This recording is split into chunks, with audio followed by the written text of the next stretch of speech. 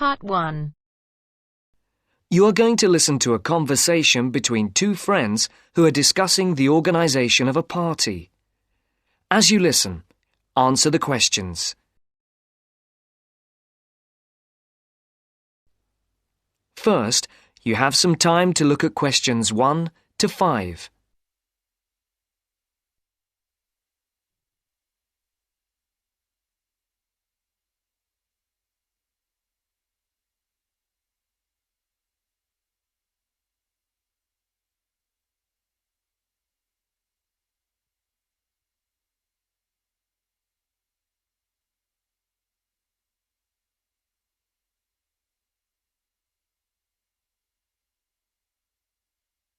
Now the test will begin. You should answer the questions as you listen, because you will not hear the recording a second time.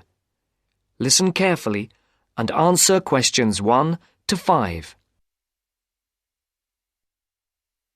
Hi, Matt. Right on time. Have you been waiting long? 5 minutes. The buses were held up on the high street. Otherwise, I would have been early. Yeah, there's something wrong with them today. Yes, I think so. OK, what shall we do? Shall we go and have a coffee? Yeah, that would be nice. There's that place on the corner over there. It does really nice coffee and cakes and things, and at this time it's usually very quiet, so we'll be able to talk. OK, let's go there then. So, when's the party going to be? Well, it has to be at the end of September, before we all leave for university. We've plenty of time then. We don't go for another 5 weeks, do we? Well, we haven't really got that much time, if you think about it. There are only a couple of weeks at the beginning of September when all of us are around. Oh, yes, I forgot. Nazrin, Phil and Nikki and all that lot have gone off on holiday. And I'm away for 2 weeks from tomorrow. So, what does that leave us then? As far as I know, we're all here between the 19th and the 30th of September. Will Sandra be around then? I know that she has a whole string of family birthdays at that time, and she might not be available. Well, let's make a note of that, and we can contact her about it. OK. Shall we settle for the 21st of September then? What day is the 21st? It's a Saturday. Is that OK? That's fine. Before the conversation continues, look at questions 6 to 10.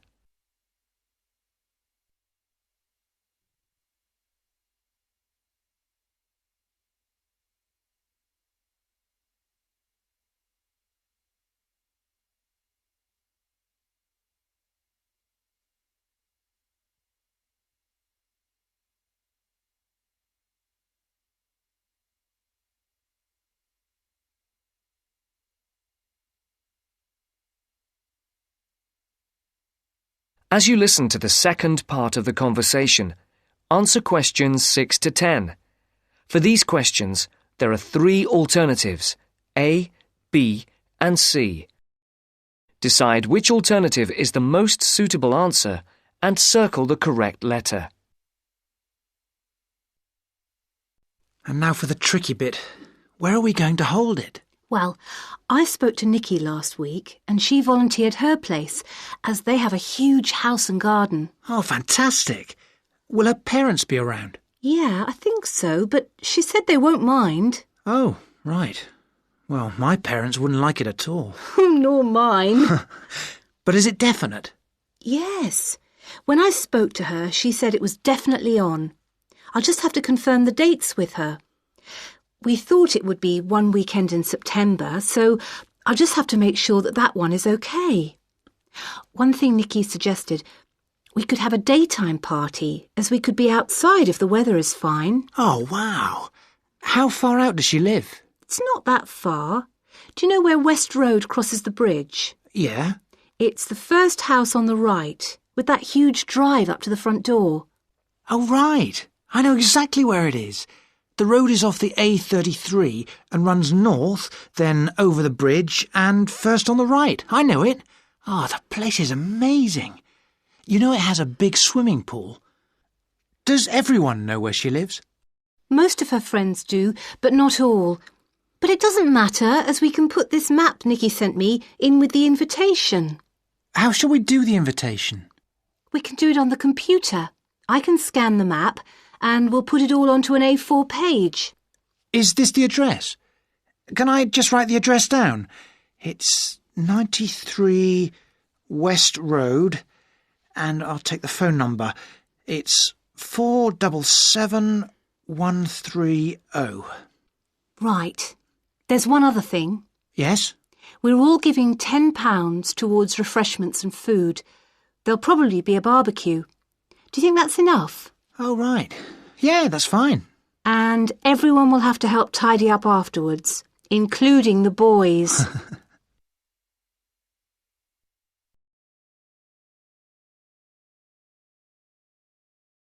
That is the end of part 1. You now have half a minute to check your answers.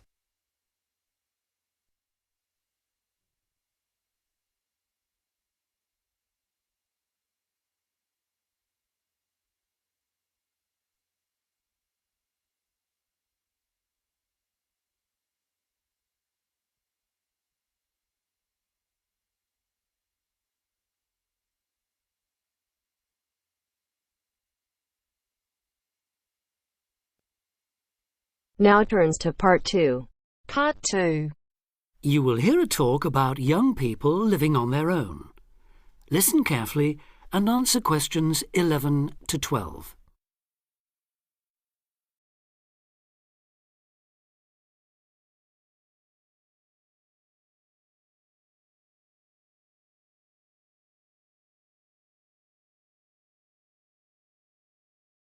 Listen carefully and answer questions 11 to 12. Loneliness is something we all suffer from in varying degrees, but young people living on their own can be particularly vulnerable. Many who leave the family home find they are less confident and have more difficulty in finding their feet than they expected. Often, going to work or study in another town or city will be the first time they have lived away from home.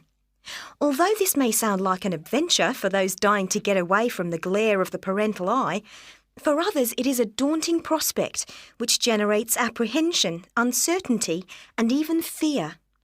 In fact, in a recent survey of over 1,600 people who had recently left home, 32% said that understanding and coping with loneliness was a crucial issue for them and made them feel highly stressed and distracted. An annual report by researchers last year recorded a noticeable increase in the number of individuals with homesickness, transition and isolation issues. Acknowledging that feelings of loneliness and isolation could impede progress at work or study, they examined the number of people using the welfare and health services. They found that young people in particular were prone to difficulties. Last year, 61% of all people using counselling services were aged under 30, and of this group, 57% were men.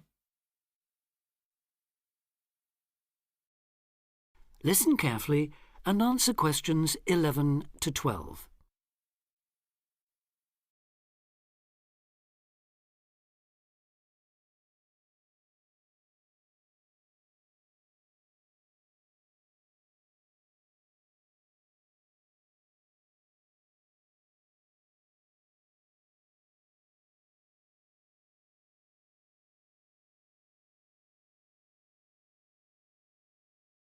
Now listen and answer questions 13 to 20. Leaving home involves a major change in lifestyle, work patterns and degree of independence. You will be away from home, family and friends and are no longer supported by familiar surroundings. For this reason, in the first year, a lot of young people suffer from loneliness. Ironically, this sense of isolation comes at a time when you are likely to be surrounded by people most of the time. Living in a busy city, travelling on crowded buses and trains, you will be constantly among people. But this can sometimes compound your sense of being alone. Seeing others who appear at ease among large crowds, mingling and making friends, can make you feel excluded and inadequate.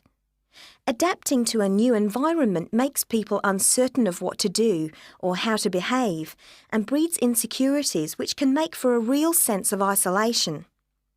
It is often those who are more used to being on their own who deal best with the transitional period of leaving home.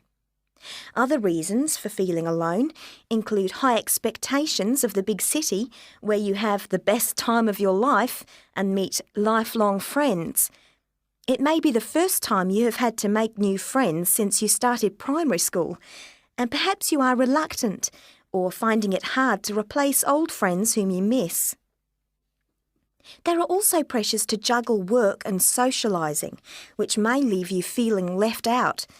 Or it could be that you have a long-distance relationship and feel torn between your new lifestyle and that special person who lives so far away.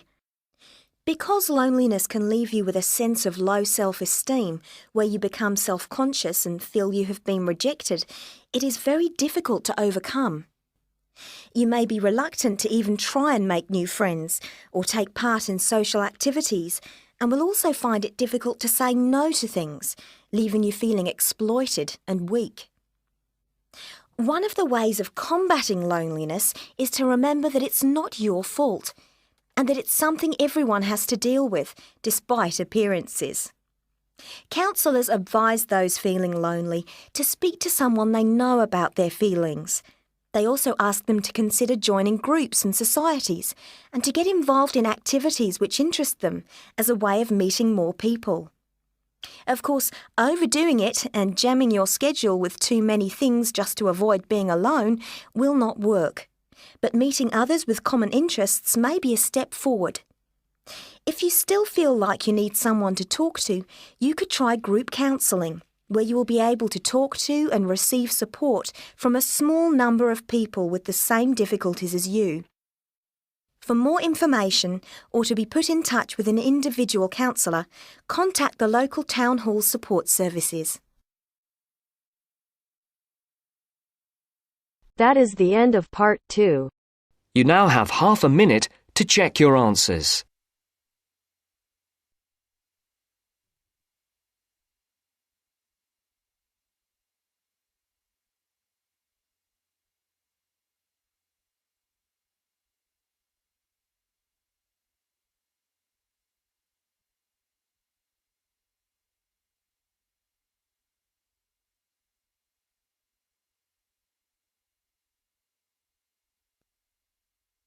Now turns to part 3. Part 3. I have with me today Matthew East, a registered osteopath and a supporter of alternative techniques in healthcare. Matthew, can you tell us more about osteopathy? First, you have some time to look at questions 21 to 26.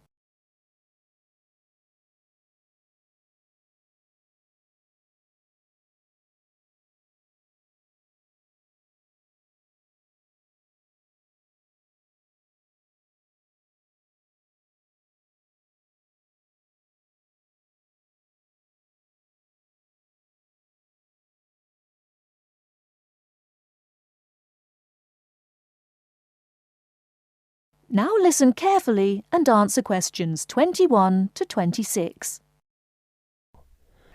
Over the past 50 years, there have been some radical changes in medicine as it is known in the West. This is largely the result of vast improvements in technology, but also in the rising importance of alternative treatments. I have with me today Matthew East, a registered osteopath and a supporter of alternative techniques in healthcare. Matthew, can you tell us more about osteopathy? Well, perhaps the first thing I should say is that the term alternative is actually a little misleading, as I am referring to approaches and attitudes to health that were in common use long before Western medicine was established. I prefer the term natural. Anyway, I'll begin by telling you a little about osteopathy. Basically, osteopathy is the manipulation of muscles in order to alleviate stresses and tensions that lead to pain. Now, unlike Western medicine, osteopathy considers the whole body, not just the affected area. And this is a very important principle of natural remedies. The whole body must be considered before a course of treatment can be decided upon. You see, the aim of therapies like osteopathy is not only to repair the body, but also to get the body treating itself. And this does not come from treating the symptoms. To give an example, I recently treated a 2-month-old baby who was screaming all day and was even worse at night. The couple had taken the baby to their doctor, but the only advice they were given was that the baby would grow out of it. However, the real problem stemmed from a difficult birth, which put pressure on the baby's neck. After 10 minutes of gentle manipulation, the pressure was released, and within 20 minutes the baby was quiet and calm for the first time. This was achieved without drugs or operations. Avoiding such invasive methods of treatment highlights another of the differences between Western medicine and a more natural approach. You see, Western medicine often uses surgery in order to find a solution to problems that could have been addressed with simple remedies. A medical approach that looks closely at how essential an operation is before it is performed would offer patients a considerably less stressful method of treatment, not to mention the financial savings. Natural remedies actually amount to about 10% of the cost of a Western course of treatment. Before you hear the rest of the talk, you have some time to look at questions 27 to 30.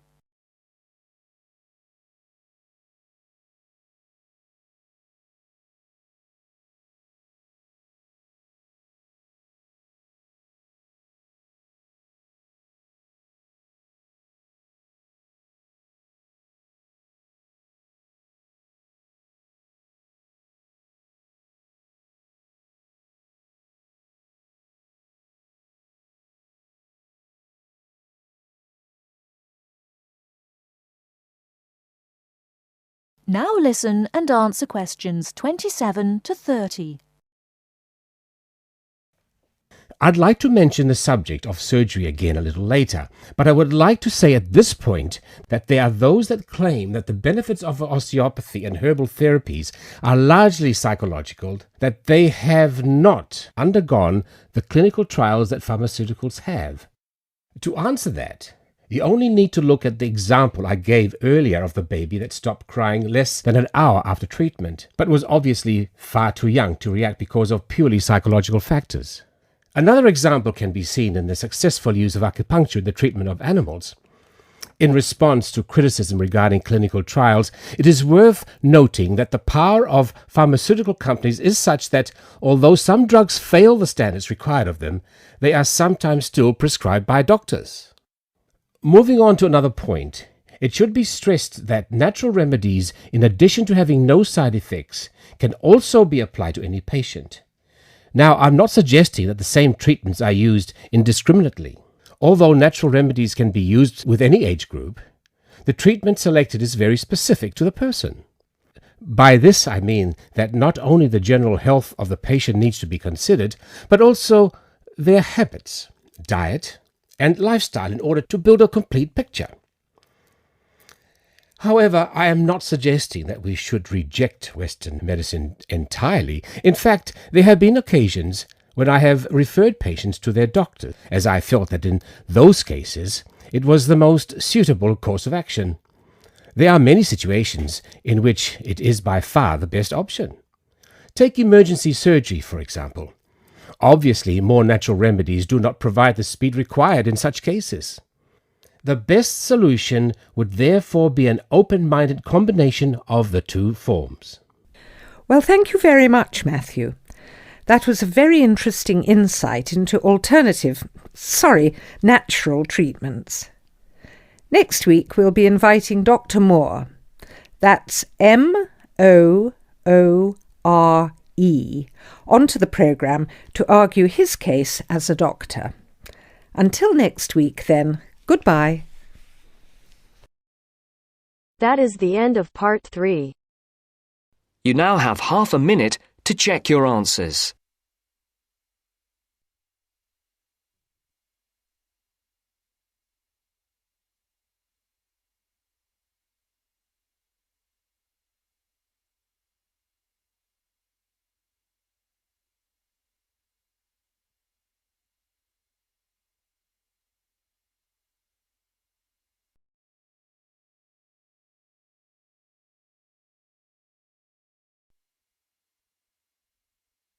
Now turns to Part 4. Part 4.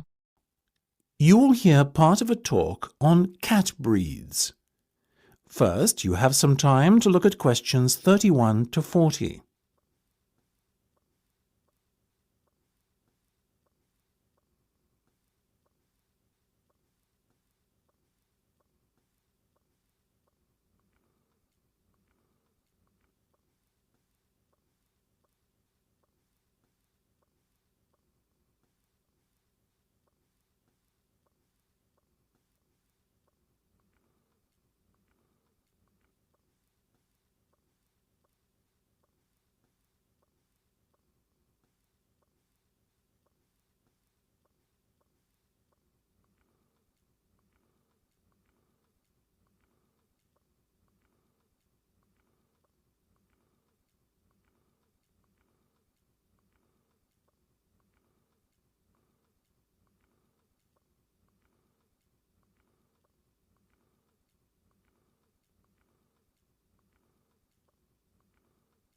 Now listen carefully and answer questions 31 to 40. Look at her, ladies and gentlemen. Isn't she beautiful? The Abyssinian is a natural breed of cat which originated in Africa, or more specifically, what is now Ethiopia. Today it is found in much of the surrounding African continent, particularly Somalia.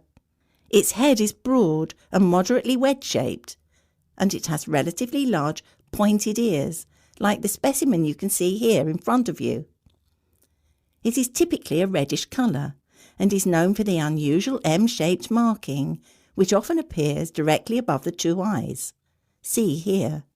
It has a medium-length coat in a sort of ticked pattern, ticked being a term to describe when the hair gets progressively darker from root to tip. There you go, little fellow, well done. Now this gentleman, he is a male, I can assure you, is the Aegean. The Aegean is of Greek origin, as you might have guessed, and is thought to have come from the Cycladic Islands. It's considered to be the only native Greek breed of cat. It is one of the newest and therefore rarest cat breeds, but relatively plentiful throughout Greece. It is much liked for its intelligence and friendliness, and because it excels in pest control. It has a semi-long-haired coat with rich tail. The coat is typically bi- or tri-coloured, with white always present, and the other colours ranging from black to red, blue, cream, etc. These colours are just as likely to present themselves as stripes. This little guy, as you can see, has beautiful reddish-blue stripes running through a pale coat. The head is medium-sized and quite round. The ears have a wide base, rounded tips, and are covered by hairs. Now the Australian. Australians are still mainly confined to distribution in their homeland. Obviously Australia, though a number of catteries in the UK have started to breed them too. Look at those expressive eyes. The cat is a fine example of the breed, medium-sized and short-haired. Notice also the large round head. This breed is much loved for its tolerance of children, and because it is very rarely inclined to scratch. Its coat is typically spotted, or, as in the case of this little fellow, classic tabby style. Last but not least, we have the bobtail, another relatively new breed, like the Aegean and Australian. The bobtail first appeared in the 1960s in the United States, the only country in which it has a significant distribution, and is most notable for its stubby, bobbed tail, which is only something like 1/3 to 1/2 the length of a normal cat's tail.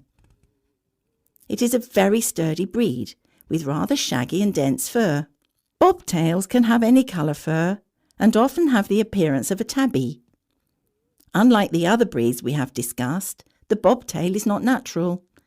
It is said to be a result of the crossbreeding of a domestic tabby cat and a bobcat. Such is the careful breeding the cat has undergone that it comes in all colours, and there are also both long and short-haired versions. If I had to recommend one of these breeds to you today, I would have to vouch for the Australian. After all, As all of us here are parents, we must surely agree that our children are our first consideration when it comes to purchasing a pet. What effect the animal will have on them, how will it react, etc. These are questions we all ask ourselves, and they are even more important when the child is very young.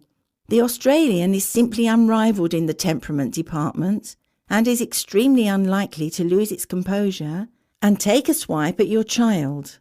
That said, it is still a very rare breed in these parts, and as with all things in the world, rare equates to very expensive. So it may be beyond the price range some of you are prepared to pay. Surprisingly perhaps, though the bobtail is part lynx or bobcat, as they say in the States, it doesn't appear to have inherited any of the wildcat's aggressiveness, and therefore it makes an excellent second best as a pet you can allow to be around children. It is also considerably less expensive. The other two breeds we have talked about both make excellent house pets. However, hand on heart, I could not endorse either as a pet to have around young children. In my view, the child's safety is not something to gamble with. So, if you can afford the extra few quid to lay out for a bobtail, or better still, an Australian, do so. You won't regret it.